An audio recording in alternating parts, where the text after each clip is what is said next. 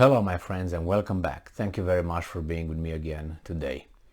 This next article has to do with the Russian Defense Minister Sergei Shoigu, who made a surprising announcement.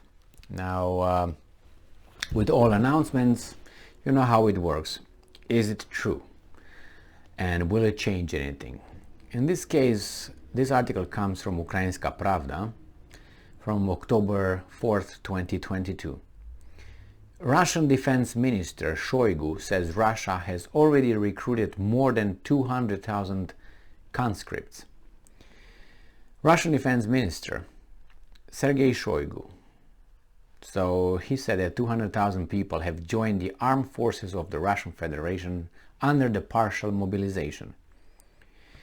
And I'm quoting, according to the decree of the President of the Russian Federation, a partial mobilization has been carried out in the country since September 21st. To date, more than 200,000 people have joined the armed forces. The Russian minister stated that the training of personnel of these units formed is being carried out at 80 training grounds and 6 training centers. British intelligence stated that Russia has significant problems with deploying, training and equipping conscripted and mobilized personnel. So, on September 21st, Russian President Vladimir Putin announced a partial mobilization. Since 23rd of September, men who plan to leave Russia-occupied Crimea must obtain an appropriate permit for the Military Enlistment Office. So, like in any country, you have people who disagree with the government, and they take action, and they adapt. In this case, there are a lot of people who leave Russia, avoiding the draft, the conscription, but that happens everywhere, and some of them become presidents, namely Bill Clinton. One of them, if you remember, he opposed Vietnam, and under that belief, he opposed Vietnam, but he bombarded Serbia when he became president. That's very interesting. So he's against killing a smaller country by, a bigger country. But over here, they made a coalition, a NATO coalition defense organization. Remember, in 1999, when he became a president, he bombarded Serbia without a UN authorization. That's called illegal under the international law. So if it's something illegal, you become a, something who broke the law, and then you become a this, and then you should be this. Nothing happened, and Bill Clinton is still revered by some as being the pinnacle of democracy, justice, love, and blowjobs. So anyway, we have here, remember Bill Clinton fled, I think, to Canada, and then from Canada he fled to Great Britain over there. He got in school somehow, immediately he got over there or something. You know how things work. But anyway, in this case, a lot of people leave the country, they don't want to be drafted, but they still got 200,000 people who willy-nilly they went and will go and fight the Ukrainians. The point is this, okay, the decision has been made. Okay, the decree was issued, signed and issued, and all right, then what's next? People get together, they get trained. What's next? They're gonna go and fight the Ukrainian. What's next? Will that have any impact on the way the war seems to go lately, which is bad for the Russians, good for Ukrainians? Will that change? Okay, if it changed, right, that was a good move. If it doesn't, then what? Are you going to employ those 200,000 people straight to the battlefield? We're going to get them over there. There are going to be a lot of, losses and casualties. And those were civilians. The other ones that you started the military operation, they were military personnel, active military personnel. That means you're kind of like, that's your job. But here, You were, I don't know, you were working and all of a sudden you have to go and get back with your AK-47 or 79 or whatever you got, and you go and fight.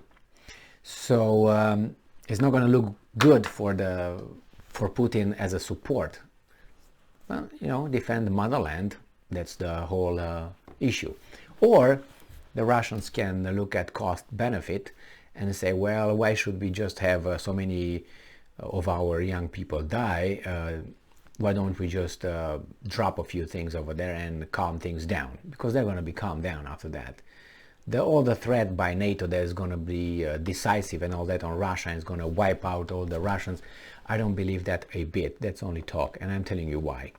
Because they know, if they thought one step further, which some of them must be normal, that means think at least 2 steps ahead. The first step is this: if they drop that on Ukraine, then we're gonna unleash and we're gonna destroy all the Russians over there in Ukraine. Then what? Oh, we didn't think about it. I tell you what after that.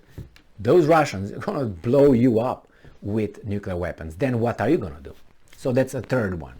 Okay, first, second step, let's go to the third one. What are you gonna do then? Are you gonna use your nuclear weapons? If yes, that's the end of the story. If no, then it's going to have peace and tranquility after that. So, you see, you have to think a little bit more than the first step.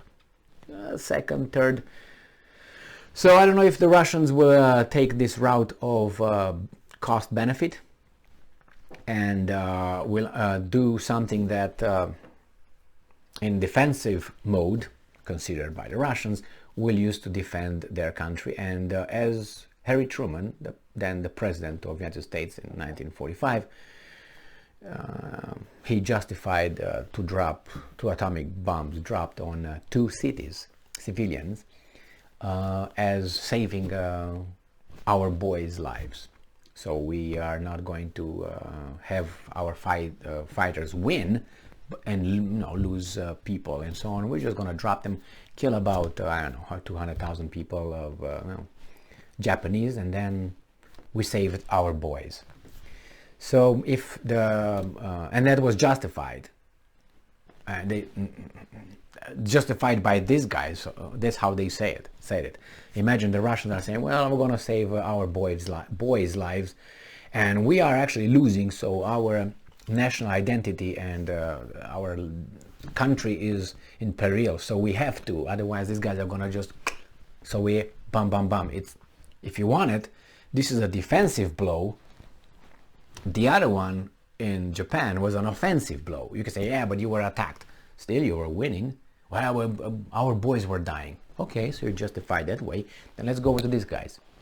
So I'm not trying to justify the use of atomic bombs. What I'm trying to say is, I hope those criminals will stop this war.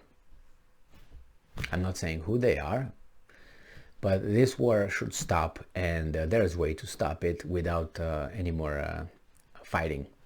The thing is, there's no desire to stop it, so it has to go, because the prize here is different than the prize we are fed by the corporate mass media and the leaders of certain countries.